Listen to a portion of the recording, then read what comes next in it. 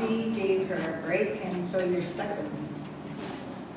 I am here in Regina, and I work out of my home, and many of you probably, I took your registration, so I hope we've had a bit of an opportunity to chat. My first thank you, though, is to every one of you. This is our very first inaugural conference that is run in the province of Saskatchewan with Ovarian Cancer Canada. And I know the weather is typical Saskatchewan weather, and so it's very nice that you all came out to join us. I think we should have a national or a provincial Levinsky. Monica is going to share with us, her personal experience with ovarian cancer.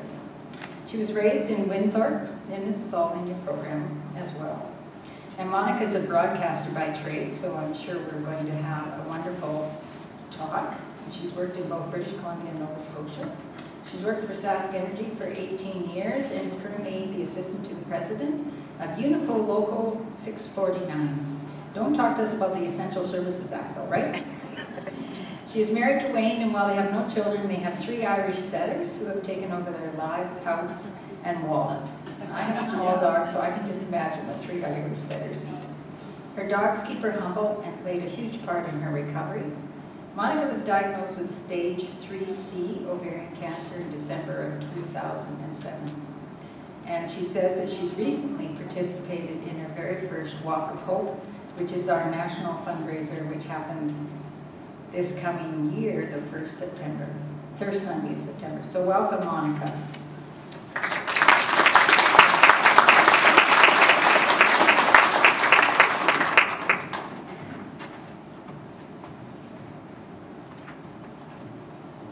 Well, while I may have been a broadcaster, it was in a little room. There were no people. So my name is Monica Radwanski, and it is an honor to speak to you today. I'm not looking to change anyone's life, though, but to share with you my story and how I came to be standing here today. A while ago, I was asked how long it took me to prepare this talk, and to be very honest, I've been running it in my mind for 5 years. Throughout my life, I've been known as many things. When I was young, I was known as Dale's daughter, Marie's daughter, Darren's sister. More recently, Wayne's wife, Zena, Ari, or Nikki's mom. I have also been called brash, intimidating, unemotional, loyal, honest, stubborn, thoughtful, sarcastic, and funny. And I have never had an issue of being referred to in any of these ways, because I am all of these things. Growing up, I was told I could be anything I wanted, that the only thing that would ever hold me back was me. Those words have stayed with me over the years, and they not only spurred me on to try new things and take on challenges, but to also not be held down by adversity. I am almost 50 years old, and when I look back at life, I've had great highs and lows. For the most part, all of the events were influenced by my choices. I have been more than an observer, a full-fledged participant in everything that has happened to me, good and bad. When I was 45 years old, I was diagnosed with ovarian cancer. I remember the day very well. It is one of those times that you never forget. What I remember most isn't perhaps what you might expect. I was scheduled for an ultrasound after having gone through a number of tests the previous day. A full bladder was required, and I had no appointment, but was going to be put in where there was availability. After drinking multiple cups of coffee, my bladder was full.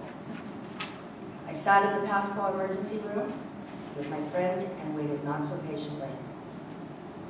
After a few hours, we were called into an interview room where the doctor proceeded to tell me that they couldn't do the ultrasound that day, but that based on the tests from the previous day, they were sorry to tell me I had cancer. My response was, okay, can I go pee now? That may seem like a pretty insignificant story, but throughout my life, everything has its place. And emptying my bladder at that moment was pretty significant to me. I'd heard the doctor, I wasn't in denial. The doctor prescribed medication for pain, made me an appointment with a gynecologist, and put me on the emergency list for an ultrasound. And that was the first 15 minutes of my having cancer. What can I tell you about the rest of the day? I went for lunch with a couple of friends. I picked up a prescription and drove home. All the time I was thinking, this is really messing up my plans. The rest of the day went by. There were a number of conversations, questions, laughter, and somewhere deep down, there was fear, anger, and extreme sadness. I think it would have been very easy to get lost in those last three emotions. And for a short while, I really considered it. I waited until I was alone, just me and my pups. I have 3 Irish setters now. I had 2 at that time. Zena is my old girl, and like me, she is stubborn, bossy, and demanding. Then there is Eris. She is a little jackhammer, but she is also very in tune to my emotions, and she would lay with me. So here I was, and I decided I should probably sob. I'm a planner, not a crier. Extreme emotions make me very uncomfortable. So I needed a plan on how this should be done. So I laid down on the floor. I'm not sure why. I just laid down on the floor. And I started to cry. Eris did exactly what I expected she would do. She curled right into my stomach. And Zena, I looked at her. She had the most bewildered look on her face. She walked over to me. She took her huge paw and hit me in the head. For a brief moment, I was shocked. And then I started laughing, all alone in my house with my dogs and my cancer. I remembered the words I had lived by all my life. You can be whatever you want. It is your choice. I knew in that moment I didn't want to be a victim. I did not want to be defined by this illness. I was more than that. I deserved more. My friends and family deserved far more. So I started planning. Finding the positives weren't always easy, and I was not always successful. There are thoughts and emotions that I have not and will not share with others. Some things are okay to leave out. You're allowed to have secrets in your soul. I went through my list of friends and family and made my choices. Who would be able to protect but not coddle? Who would be sympathetic but not smothering? And who could deal with an illness that could quite possibly be fatal? I was brutal in my choices. My inner circle could only be those that were up to a challenge, and one that was not going to be easy. I needed commitment, and I needed to be selfish. My first circle was Shelley, Cindy, Debbie, Patty, Bonnie, my brother Darren, my sister-in-law Paula, and my husband Wayne. These were the people who took me to my appointments, chemo treatments, and helped after surgery. This group got the up-close and personal view of cancer. They saw me at my lowest and most vulnerable. They kept me safe, sane, and reminded me every day that I was still alive. My second circle, again, I was brutal in the choices. I needed people who were willing to talk but not focus on the disease.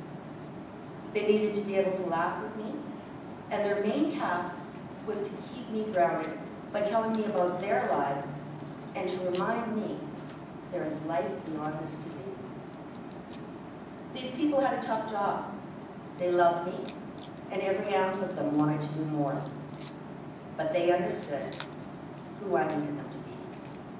My second circle was Jennifer, Donna, Joyce, Stacy, Monica, Kim, and Cheryl.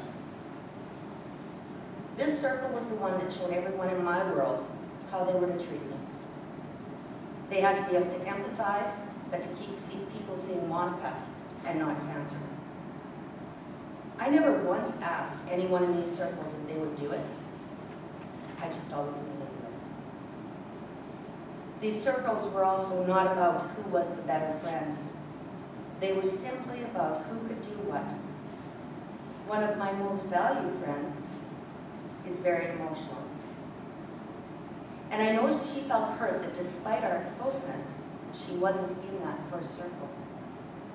To be truthful, I knew her extreme emotions wouldn't be a benefit to either of us. I felt responsible to protect her, and I did. My circles were in different places in their lives. One of my most cherished friends is Monica. We have the same name. We come from the same place. She had dealt with her own breast cancer, and while she wasn't with me all the time, she was with me every step of the way. I can't tell you what all of these people meant to me, not because I don't want to, but because their value in my life is immeasurable. I would be remiss if I didn't tell you about my parents. They were not in my circles.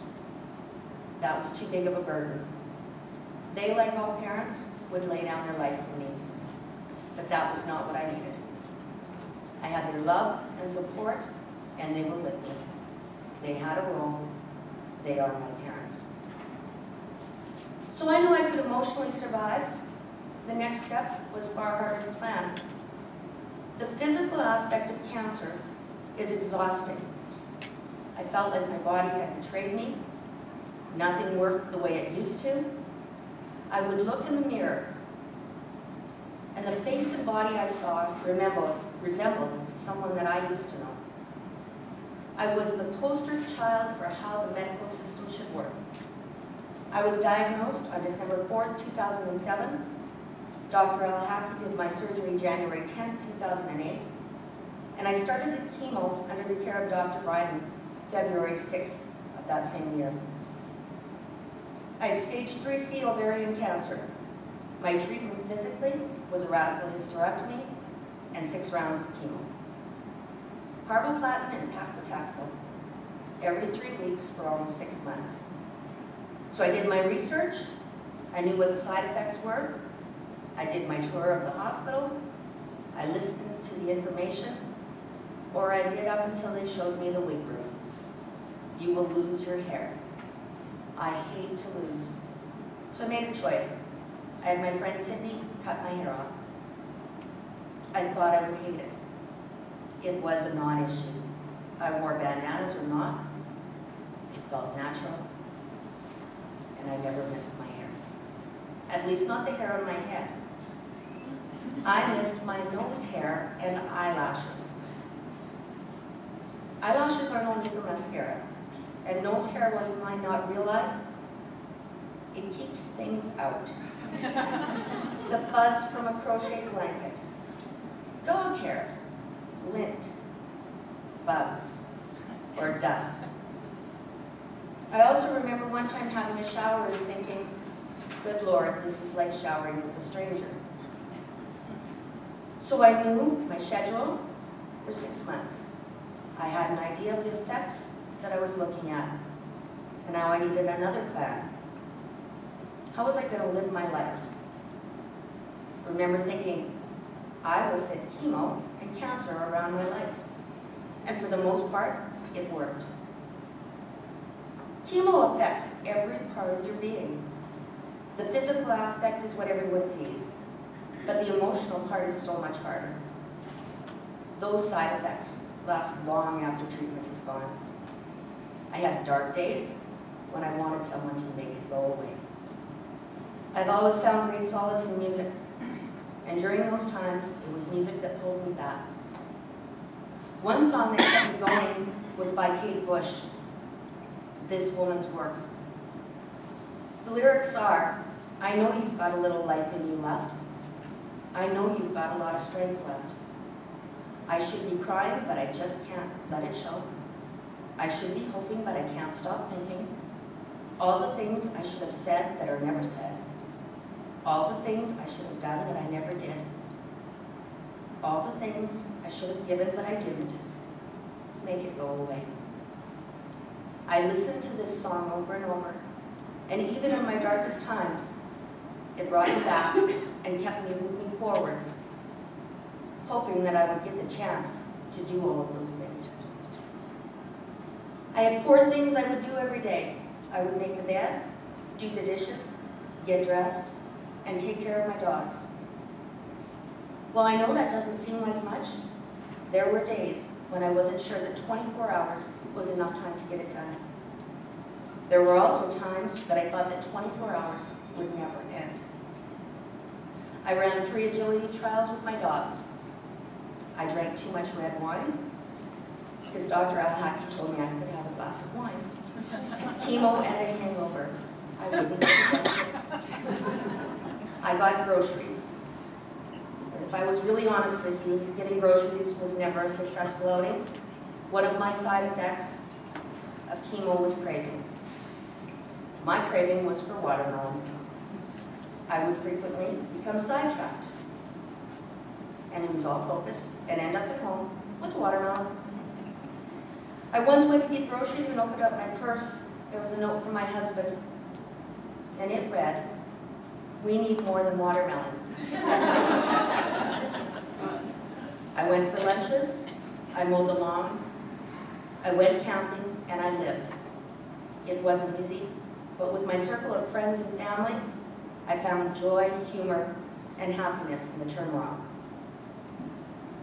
I never once believed that the outlook of my life would change the outcome. Cancer is not cured by attitude and will. Being positive and finding the joy and happiness was about the here and now, and about what I would leave behind. If I wasn't successful, what did I want people to remember? One of the most important people to me in my life is my niece Jessica. I wanted her memories, if something happened, to be about her crazy and fun aunt. Not that her aunt had cancer. I wanted her to understand that being sick does not overshadow the important things in life. I wanted her to remember our conversations, our laughter, and that I was always there for her when she got herself into a pickle. Sickness does not trump the importance of love. I wanted her to smile when she thought of me and not be sad. And I wanted her to understand that while it may be easy to smile when life is good, you need to be as good at losing as you are at winning. Recently, my friend Shelley, who has twin girls, Tristan and Tegan, was telling me how sad the girls were about a person who had cancer. Because, Mom, they said, people with cancer die. And Shelley said, well, you know Monica had cancer. No way. Really? They didn't remember me being sick. They thought the bald lady was pretty cool. They loved wearing bandanas with me. And that is how I measure success. Not because they didn't remember that I had cancer, but because they couldn't imagine that I did. May 20th, 2008 was my last chemo treatment. It was a reason to celebrate, but also it carried with it more uncertainty than I had felt in many months. I would no longer be in treatment. I was on my own. There were 1,000 what-ifs and did-its. What if the cancer comes back? Did it work?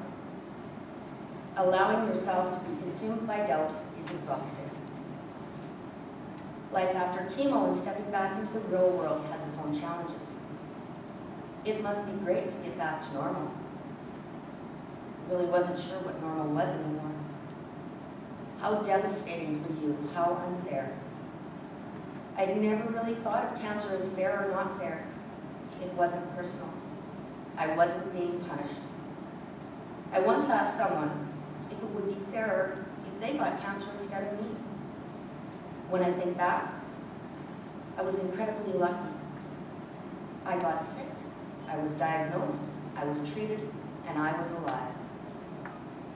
As for devastating, depending on where you are in your life, it could be.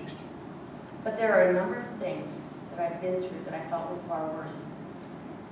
The loss of my first home, the passing of my grandmother, the end of my parents' marriage, the passing of my stepfather, the death of my dog Zeus, the loss of a family friendship when I wasn't ready, and the death of my friend Chantel, who left far too soon. If being positive, having a zest for life and living, if being loved and loving could cure cancer, then she would be here today. The hardest thing for me personally is to attend the funeral of a friend or family member whose battle with cancer has ended. People know I have had or had cancer, and to stand in front of them and see their pain takes my breath away. Maybe it's the fear that I've glimpsed into the future, and this could be my own family and loved ones. Or maybe it's guilt that I'm alive. There is no right or wrong in an emotion. It is quite simply a feeling. Moving back into my real world at work was a challenge as well. When I first started back, it was as though my friends didn't know how to treat me. I couldn't figure out why. I had been sick. I wasn't fragile. My mind was still intact. I was still me. It was uncomfortable for them, as it was for myself. But with time, we slowly made our way past Monica's cancer. When you have cancer, it's easy to forget the effect it has on others. I may have been the one with the disease, but my cancer touched the lives of many. Now that could be the end of my story, and there's nothing wrong with that. I'd survived, I was back to being me, and in fact, in many ways, I was stronger than I had ever been. I was also weaker than I had ever known. Life has a way of providing us opportunities, even when we don't recognize them as such. Just over a year ago, I had the chance to get back involved in the union. I'd been active for many years, but when I got sick, there was no room for it, and it had to go to the back burner. I had the opportunity to attend a conference called Out of the Shadows. And this was about staying healthy from the neck up. I was really excited to go. I knew I was going to get so much information to help others. And at the time, I was the grievance chairperson for our union. Mental health was an emerging topic. So I knew I would get a lot from the conference to take back. I didn't realize, though, how relevant it would be to my own life. I can't possibly explain this conference to you, so I'll focus on 2 workshops that hit home. So the first one has a really big name, Archetypes in Personal Development, presented by Kathy Willis. There's a book called Sacred Contracts, and it describes the archetype as an organizing principle and pattern of intelligence that shapes the energy within us, thereby shaping our lives. They did pioneering work with Norman Shealy in the field of energy medicine and human consciousness, and they defined how stress and emotion contribute to the formation of disease. Drawing from this research as well as pathology, they see the archetype as an insight into a person's psyche that helps an individual to better understand their life situation. They believe that the awareness of how an archetype is dominating your life can help you break the pattern and become your own master. You're encouraged to embody what is positive while consciously choosing what to let go of. So that's the definition. But I needed something to help me with what did it really mean. So she broke it down a little bit more. She said, well, most people, if you thought about it, can you think of someone who's the mother all the time? And I thought, yeah, I can. It's my friend Jessica. She's the mother. She's the nurturer. How about the person who always feels sorry for themselves? The one who's the ultimate cheerleader? The one who can spot the truth in any situation? The one who always has the answer for everything? or the one who tells a joke better than anyone else. You can call them the Eeyores and Tigers of the world, and they are all around us. There are 4 core archetype energies, 1 tangible, 3 intangible. So the way you act is your physical body, whether or not you cross your arms, on your hips. The way you feel is intangible, the way you think, and your spirit.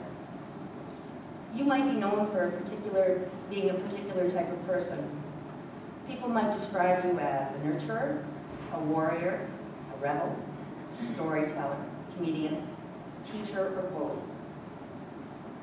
And when you know about an archetype, you can step outside of yourself and see why you do the things you do, particularly the behaviors that trip you up. You can bring your behaviors then under control consciously. You can improve relationships, not only with your friends, workers, but also with yourself. I didn't know any of this when I walked into the workshop. The presenter gave us a piece of paper. It had a list of archetypes on it, and your job was to look at the paper and, based on the words, decide who you were and who you were not. I can't go through the entire list. So there was, on the piece of paper, there was the warrior, the victim, hero, saboteur, the mother, the sage, the child, the ruler, the joker, and the addict. Well, I knew who I was. I was a warrior. I was a sage, and I was a ruler. I also knew I wasn't the victim, I wasn't a child, and I wasn't an addict. And I knew all of this because of my beliefs. Warriors are strong, sages are smart, and rulers lead. Victims are weak, children are weak, and addicts are weak. However, there is a high and low to each. A victim isn't necessarily a bad thing. You can recognize the energy of your victim when you catch yourself having a moment of self-pity. When you are blaming yourself, or when you're blaming others for your situation or circumstances. When you're making excuses for a situation or your contribution to it. The victim can also help you to claim or reclaim your personal power.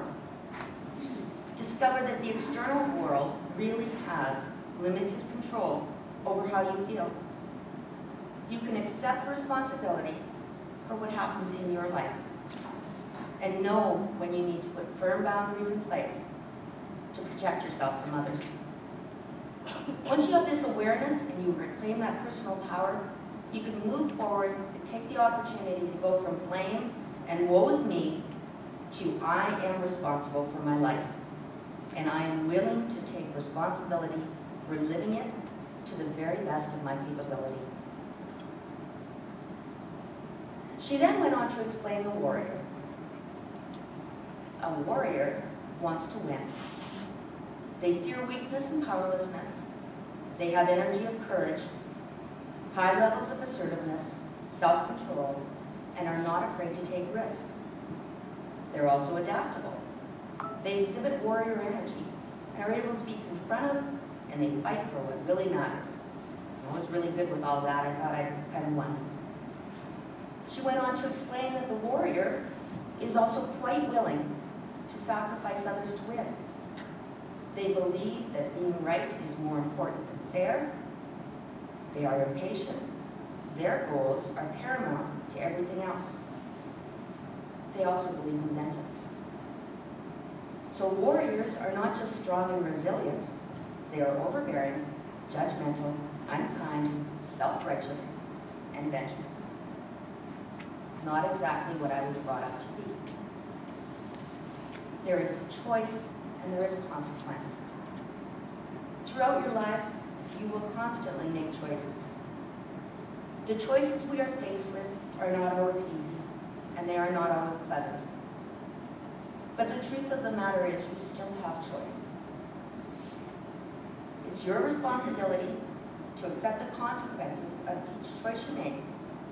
Understand that it has risks, but as a person accountable for your own sense of peace and fulfillment, You are responsible for weighing the risks and deciding if what you want to do is what you think you should. While you may never read about archetypes, I want you to understand it's about a balance of who we are and who we want to be. I am still a warrior. Sometimes I just need a reminder that I'm not heading out to slay dragons that day. I have to ask myself who would pay the price for me to be right, and if winning outweighs everything else. It's not easy because there are times that I have to choose not to take up a battle, not because I couldn't win, but because in order for me to do so, I would have to sacrifice someone else. In my office, I have 2 quotes, and they represent my inner conflict. A tiger doesn't lose sleep over the opinion of sheep. And our prime purpose in life is to help others. And if you can't help them, at least don't hurt them. So the second workshop was on emotional intelligence, and it was presented by an absolutely lovely, bubbly woman, Chantel Westgate. So emotional intelligence, it's about recognizing, perceiving, reasoning, and managing emotions. When you are emotionally healthy, you're in control of your emotions and your behavior. You can handle life's stresses, challenges, build strong relationships, and you can recover from setbacks. But just as it requires effort to build and maintain physical health, it's no different with mental or emotional health. Being mentally and emotionally healthy will bring you a sense of contentment, a zest for living, the ability to laugh and have fun, deal with stress, bounce back from adversity, have meaning and purpose, flexibility to learn new things and adapt to change, the ability to build relationships, self-confidence, and high esteem. These positive characteristics allow you to participate in life to its fullest. They also help you to cope when you are faced with life's challenges and stresses. Now, being emotionally healthy doesn't mean you are never going to go through bad times or experience problems. We all have disappointments, loss, and change. They are normal parts of life, but they cause sadness, anxiety, and stress. The difference is that people with good emotional health have that ability to bounce back. They have the tools for coping with difficult situations and maintaining a positive outlook. They can remain focused, flexible, and creative in bad times as well as good. So emotional health for me, I look at a situation, I recognize and allow myself to have an emotion, control the emotion, deciding what I can change, recognizing what I can't, and moving forward. So how do I put it into practice? One of my most fearful times is when I'm coming up to a treatment, whether it be 3 months, 6 months, or a year. Fearful. I'm allowed to be fearful. There's nothing wrong with fear. But that fear is not going to change the outcome of that appointment, and it's not going to help me. So what do I really want to be? So the first time I did it, it was quite a reach. I changed it to thankful. I was thankful that I was getting follow-up. I was thankful that should something go wrong, I was in good hands and in the right place. At the end of this conference, I realized I had gained far more than I could ever bring back. In the words of Vici, I had found myself, and I didn't even realize I was lost. Emotional intelligence and archetypal patterns have given me a sense of freedom. I am not responsible for everyone. I am responsible for me. But my actions and my emotions affect others. I have choices and I have tools. And I may not always make the right ones or use the right ones, but I'm trying. It sounds simple, but it takes work. And you have to believe what you are saying. When I first started trying to put this into practice, I related it to playing agility with my dogs. When we play the game of agility, we frequently talk about our dogs requiring a muscle memory. So in my thinking, I would need that.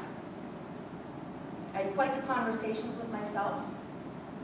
Often I would find that cancer was sitting on my shoulder, whittling away at my core, taunting me. It would start as a thought. You know, it could come back any time.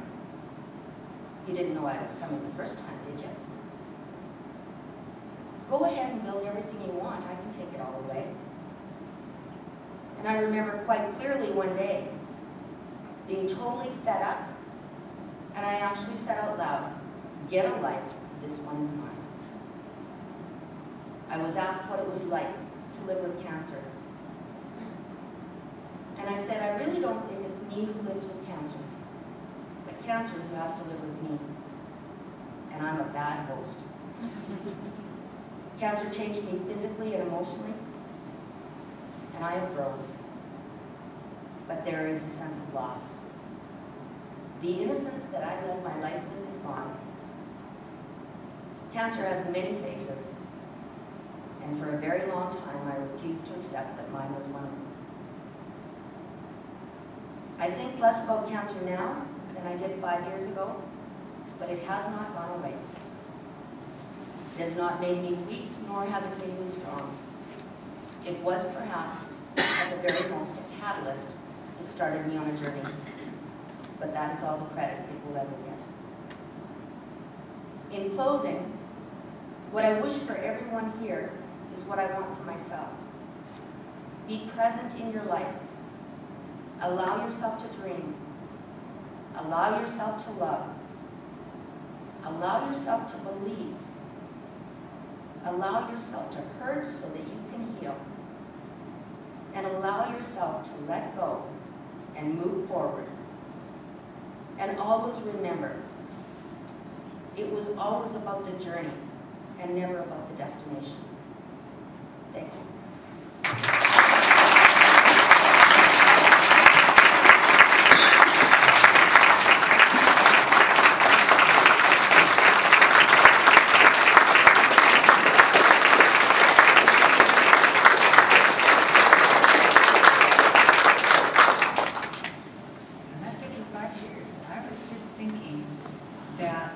That would make a great workbook. If you ever decide you want to put together a workbook to guide people through a cancer journey. There were so many good lessons there. That was wonderful. We have a small gift, and we'd like to present it to you. And thank you again for all the hard work. It takes courage to get up in front of a group and.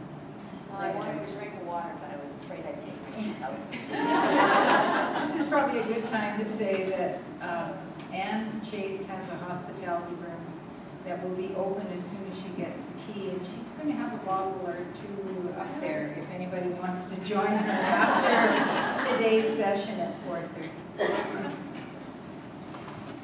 We have one more presenter before our break, so we're hoping that everyone can stay. I know Monica has some guests, so if you are able to stay, please do. But if anybody has to depart, I'd suggest now is a good time to do that. I would like to acknowledge